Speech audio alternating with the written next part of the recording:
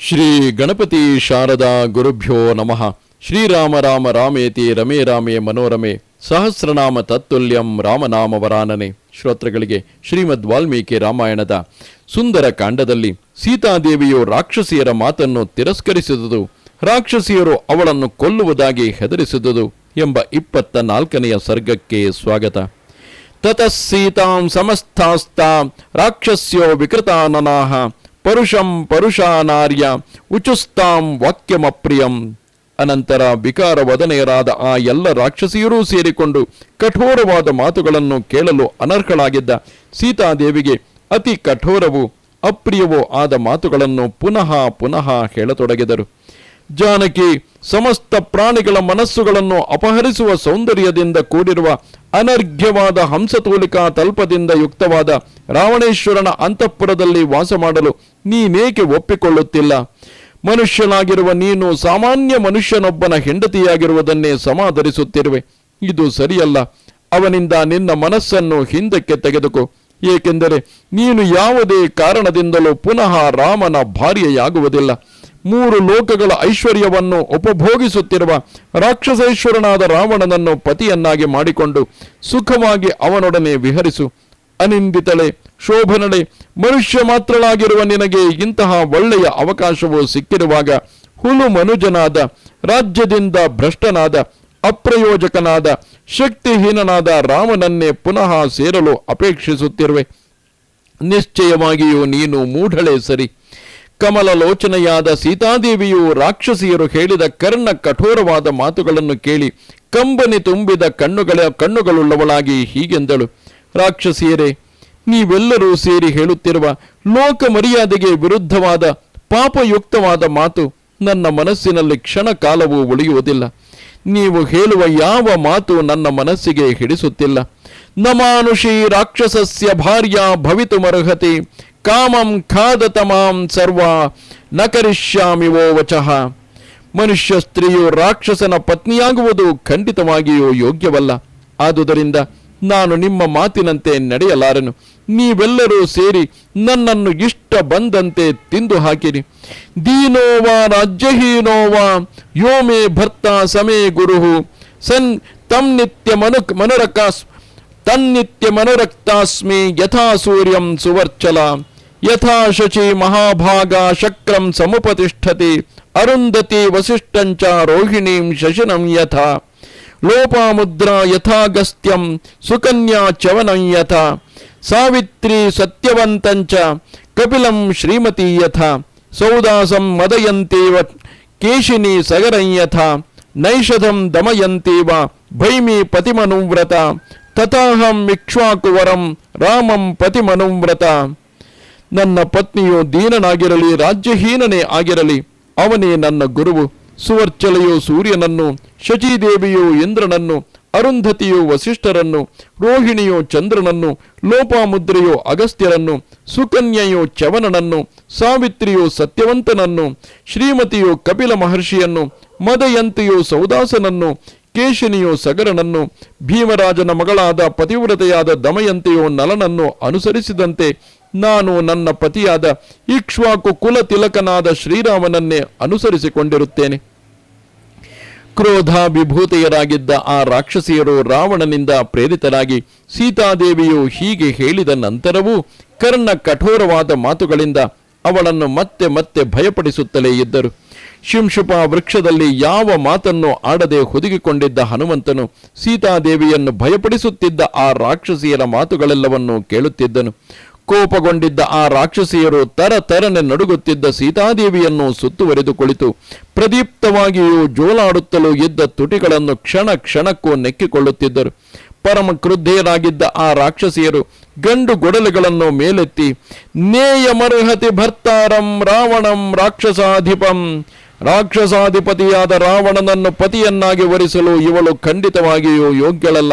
ಆದುದರಿಂದ ಇವಳನ್ನು ಸಂಹರಿಸುವುದೇ ಯುಕ್ತವಾಗಿದೆ ಎಂದು ಗಟ್ಟಿಯಾಗಿ ಕೂಗಿಕೊಳ್ಳುತ್ತಿದ್ದರು. ಭಯಂಕರರಾದ ರಾಕ್ಷಸಿಯರು ಹೀಗೆ ಭಯಪಡಿಸುತ್ತಿದ್ದಾಗ ವರಾಂಗನೆಯಾದ ಸೀತಾದೇವಿಯು ಕಣ್ಣೀರು ಒರೆಸಿಕೊಳ್ಳುತ್ತಾ ಹನುಮಂತನು ಅವಿತುಕೊಂಡಿದ್ದ ಶಿಂಶುಪ ವೃಕ್ಷದ ಬಳಿಗೆ ಹೋದಳು. ಕಾವಲಿದ್ದ ರಾಕ್ಷಸಿಯರು ಅಲ್ಲಿಗೆ ಹೋಗಿ ಅವಳನ್ನು ಸುತ್ತುವರಿದು ಕುಳಿತರು. ಶೋಕಾಭಿಭೂತಳಾಗಿ ಸೀತಾದೇವಿಯು ಅವರ ಮಧ್ಯದಲ್ಲಿ ಕುಳಿತುಕೊಂಡಳು. ಸೀತೆಯು ರಾಮ ವಿಯೋಗ ವ್ಯಸನದಿಂದ ಅತ್ಯಂತ ಕೃಶಳಾಗಿದ್ದಳು. ದೀನವದನೆಯಾಗಿದ್ದಳು. ಮಲಿನವಾದ ವಸ್ತ್ರವನ್ನುಟ್ಟಿದ್ದಳು. ಸುತ್ತಲೂ ಕುಳಿತಿದ್ದ ಭಯಂಕರಾಕಾರದ ರಾಕ್ಷಸಿಯರು ಅವಳನ್ನು ಭಯಪಡಿಸುತ್ತಲೇ ಇದ್ದರು. ಅತ್ಯಂತ ಭಯಂಕರವಾಗಿ ಕಾಣುತ್ತಿದ್ದ, ಕೋಪಗೊಂಡಿದ್ದ, ಉಬ್ಬು ಹಲ್ಲುಗಳಿದ್ದ, ಹಳ್ಳದಂತೆ ಹೊಟ್ಟೆಗಿದ್ದ ವಿನತಾ ಎಂಬ ಹೆಸರಿನ ರಾಕ್ಷಸಿಯು ಪುನಃ ಸೀತೆಗೆ ಹೇಳತೊಡಗಿದಳು. ಸೀತಾದೇವಿ, ನಿನ್ನ ಗಂಡನ ವಿಷಯದಲ್ಲಿ ನಿನಗಿರುವ ಪ್ರೀತಿಯನ್ನು ಇಲ್ಲಿಯವರೆಗೂ ಪ್ರದರ್ಶಿಸಿರುವೆ. ಅದನ್ನು ಇಷ್ಟಕ್ಕೆ ಸಾಕು ಮಾಡು. ಸರ್ವತ್ರಾತಿಕೃತಂ ಭದ್ರೇ ವ್ಯಸನಾಯೋಪಕಲ್ಪತೆ. ಮಂಗಳಾಂಗಿಯೇ, ಯಾವ ವಿಷಯದಲ್ಲೇ ಆಗಲಿ ಯಾವಾಗಲೂ ಅತಿಯಾಗಿ ವರ್ತಿಸುವುದು ವ್ಯಸನಕ್ಕೆ ಕಾರಣವಾಗುತ್ತದೆ. ಮನುಷ್ಯ ಸ್ತ್ರೀಯರು ತಮ್ಮ ಗಂಡಂದಿರ ವಿಷಯದಲ್ಲಿ ಹೇಗಿರಬೇಕೆಂಬುದನ್ನು ನೀನು ಅನುಷ್ಠಾನದಲ್ಲಿ ತೋರಿಸಿಕೊಟ್ಟಿರುವೆ. ಇದರಿಂದ ನನಗೆ ಸಂತೋಷವಾಗಿದೆ. ನಿನಗೆ ಮಂಗಳವಾಗಲಿ. ಆದರೆ ನಿನಗೆ ಹಿತವಾಗುವುದನ್ನೇ ಹೇಳದಿರುವ ನನ್ನ ಮಾತಿನಂತೆ ನಡೆದುಕೋ. ದೇವತೆಗಳ ಒಡೆಯನಾದ ಇಂದ್ರನಂತೆ ಪರಾಕ್ರಮಿಯೂ ರೂಪವಂತನೂ ಆಗಿರುವ ಎಲ್ಲ ರಾಕ್ಷಸರಿಗೂ ಅಧಿಪತಿಯಾಗಿರುವ ರಾವಣನನ್ನು ಪತಿಯನ್ನಾಗಿ ವರಿಸಿ ಸೇವಿಸು. ಮನುಷ್ಯ ಮಾತ್ರದವನಾದ ಮತ್ತು ದೀನನಾದ ರಾಮನನ್ನು ಪರಿತ್ಯಜಿಸು.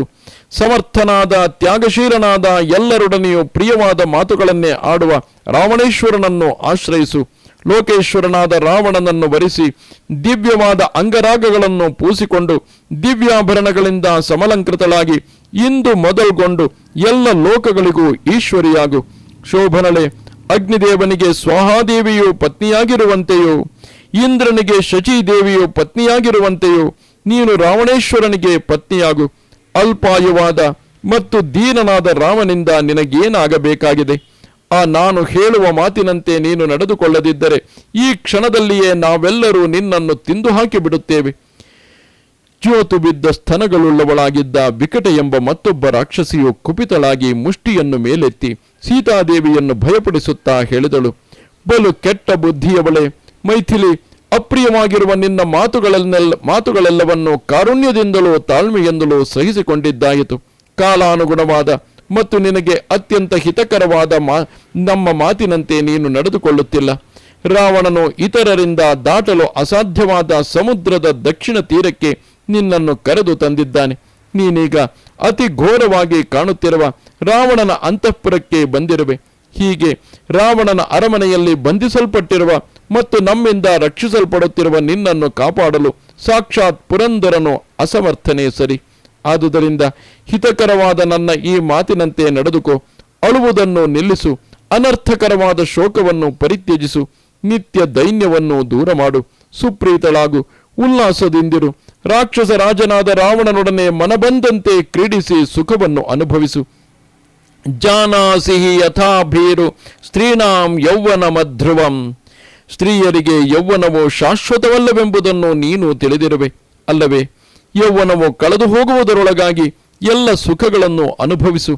ಮದನ ವಿಕಾರವನ್ನುಂಟು ಮಾಡಲು ಸಮರ್ಥವಾದ ಕಣ್ಣುಗಳುಳ್ಳವಳೆ, ರಾಕ್ಷಸ ರಾಜನಾದ ರಾವಣೇಶ್ವರನೊಡನೆ ರಮ್ಯವಾದ ಉದ್ಯಾನವನಗಳಲ್ಲಿಯೂ ಪರ್ವತದ ಉಪವನಗಳಲ್ಲಿಯೂ ಆಮೋದದಿಂದ ಸಂಚರಿಸು.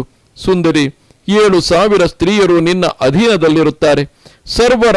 ಸರ್ವ ರಾಕ್ಷಸರ ಸ್ವಾಮಿಯಾದ ರಾವಣನನ್ನು ಸ್ವಾಮಿಯನ್ನಾಗಿ ಮಾಡಿಕೊಂಡು ಅವನನ್ನು ಸೇವಿಸು. ನಾನು ಈಗ ಹೇಳಿದಂತೆ ನೀನು ನಡೆದುಕೊಳ್ಳದಿದ್ದರೆ ನಿನ್ನ ಎದೆಯನ್ನಾದರೂ ಸೀಳಿ ನಿನ್ನನ್ನು ತಿಂದು ಹಾಕುತ್ತೇವೆ. ಅನಂತರ ಅತ್ಯಂತ ಕ್ರೂರಿಯಾಗಿ ಕಾಣುತ್ತಿದ್ದ ಚಂದೋದರಿ ಎಂಬ ರಾಕ್ಷಸಿಯು ಮಹಾಶೂಲವನ್ನು ಸುತ್ತಲೂ ತಿರುಗಿಸುತ್ತಾ ಹೇಳಿದಳು.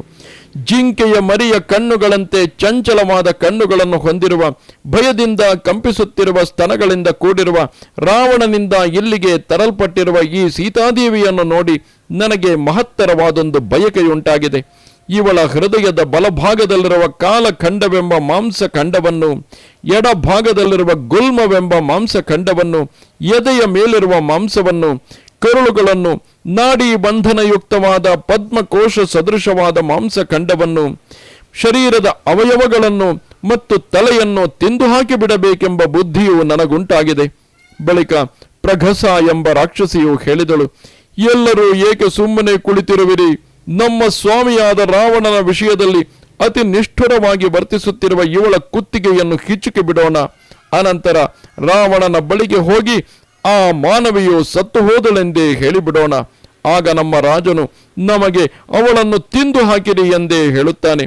ಇದರಲ್ಲಿ ಸಂಶಯವೇ ಇಲ್ಲ. ಬಳಿಕ ಅಜಾಮುಖಿ ಎಂಬುವಳು ಹೇಳಿದಳು, ಗೆಳತಿಯರೇ, ಇವಳನ್ನು ಕತ್ತರಿಸಿ ಶರೀರದಿಂದ ಮಾಂಸಖಂಡಗಳನ್ನು ತೆಗೆದು ಸಮವಾಗಿ ಉಂಡೆಗಳನ್ನು ಮಾಡಿರಿ. ಅನಂತರ ನಾವೆಲ್ಲರೂ ಉಂಡೆಗಳನ್ನು ಸಮವಾಗಿ ಹಂಚಿಕೊಳ್ಳೋಣ. ಹಂಚಿಕೆಯ ವಿಷಯದಲ್ಲಿ ಪರಸ್ಪರ ವಿವಾದ ಉಂಟಾಗುವುದು ನನಗೆ ರುಚಿಸುವುದಿಲ್ಲ. ಇವಳ ಮಾಂಸದ ಜೊತೆಗೆ ಕುಡಿಯಲು ಮದ್ಯವನ್ನು, ವಿಧ ವಿಧವಾದ ಲೇಹ್ಯ ಚೋಷ್ಯಗಳನ್ನು ತನ್ನಿರಿ.